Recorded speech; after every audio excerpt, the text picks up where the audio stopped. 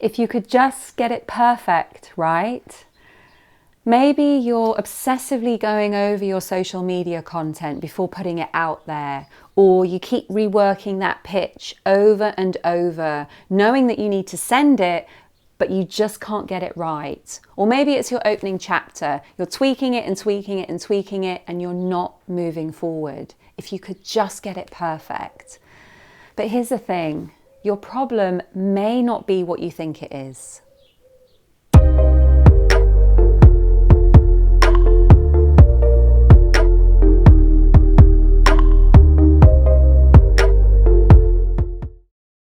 With the area of trying to get it perfect, needing it to be perfect, what we're focusing on is that it's not perfect. So we think that we've got this problem, we can't quite get it right, or it just needs to be perfect, and then everything's going to be okay. But that's not actually the problem. So here's the thing, it's really helpful at this point to just inquire, what if it wasn't perfect? And then we think, well, if it's not perfect, I'm not going to make a sale. Or if it's not perfect, I'm going to get rejected. Or if it's not perfect, people aren't going to like me. So here's where we start to uncover the real problem. Fears, feelings of inadequacy. So we're covering that up by trying to get it perfect. So that perfection is trying to save us from getting rejected, trying to save us from being exposed as inadequate. So when we start to inquire and when we start to really look, what would happen if it wasn't perfect? Then we start to see some of the truth. And then we have to get comfortable with that. So we have to get comfortable with the fact that we might get rejected. We have to get comfortable with the fact that we might put a week into a pitch, we might send it to a magazine, and we might not hear anything back. And that's not because it wasn't perfect, because it never is.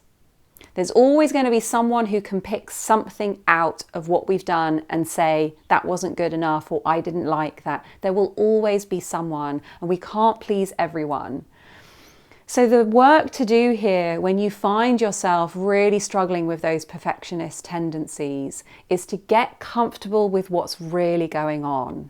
To get comfortable with putting out some social media content and then crickets. To be okay with that. So sometimes it can be really helpful to just imagine it. Okay, so let's imagine I spend a day making a video, putting it out on YouTube, and nobody watches it. So we imagine it, and then we ask ourselves, is that really going to stop me?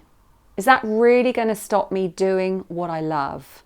And so here's where we start to get motivated. Here's where we remember why we're doing it in the first place. So we get comfortable with what the problem really is, and then we ask ourselves, is that really going to stop me? So rather than the perfectionism stopping us, we see the truth. I'm afraid of rejection. And then we ask ourselves, from that place of truth, is that really going to stop me? Is my fear of rejection really going to stop me from pursuing my creative dream?